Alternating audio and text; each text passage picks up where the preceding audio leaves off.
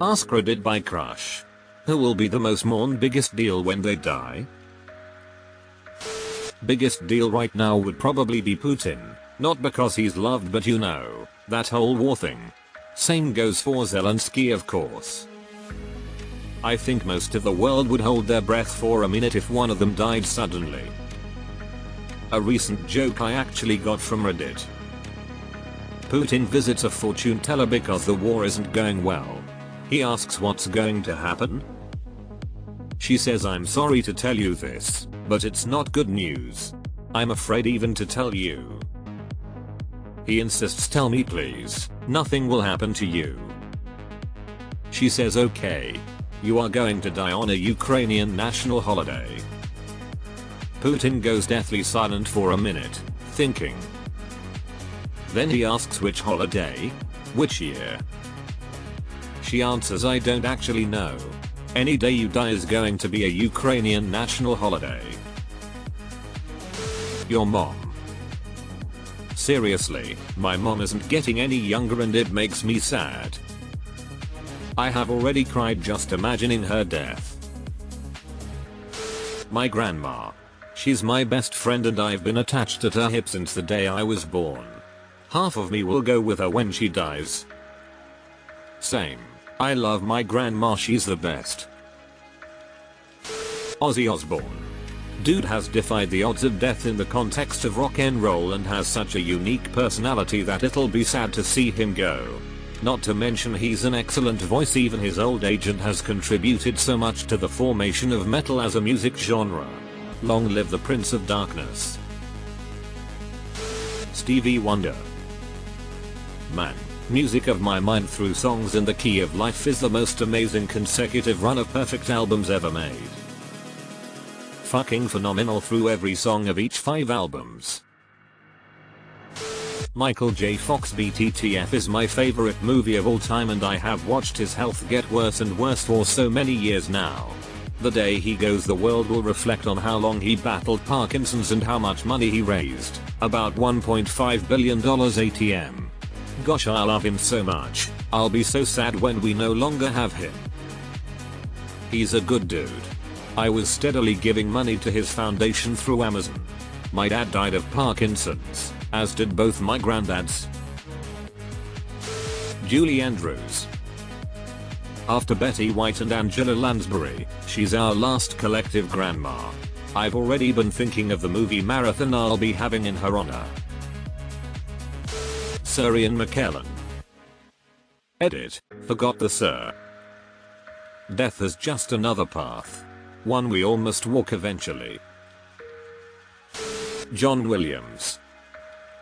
He's a brilliant composer who wrote a solid chunk of the soundtracks for the best American movies over the past 50 years.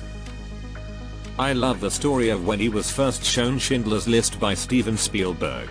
He was conflicted, as he felt it deserved a better composer. I had to walk around the room for 4 or 5 minutes to catch my breath, Williams recalls. I said to Steven, "I really think you need a better composer than I am for this film," and he very sweetly said, "I know, but they are all dead." James Earl Jones.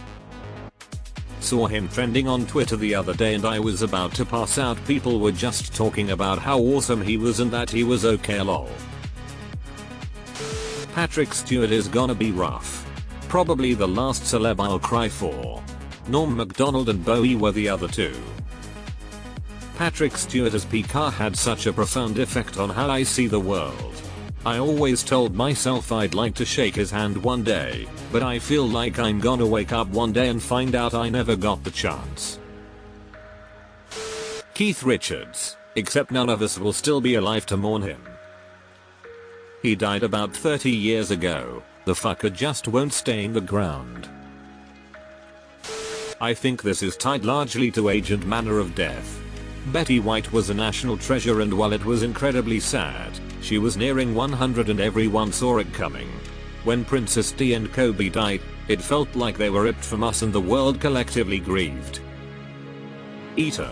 These examples were the first that came to mind.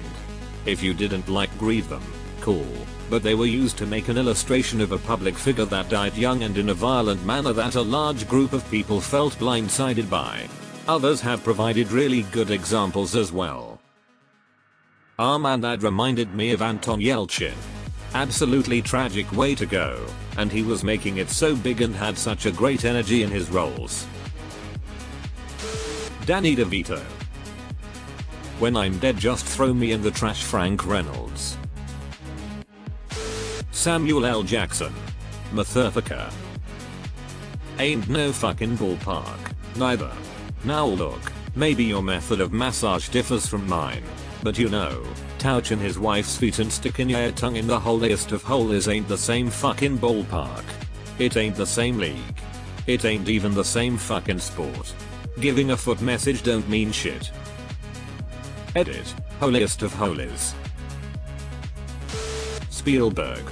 People will mourn without even knowing they're mourning. Because not only will Spielberg be gone, but so will the Hollywood era he's associated with. Mark Hamill. He is a pillar for modern day nerdy interests. He is the iconic voice of the Joker and Luke Skywalker. He has other roles too, but being the face of those two helped form nerdy interests for decades.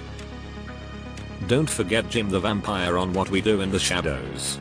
Kravitzworth. The internet will explode when Rick Astley will die.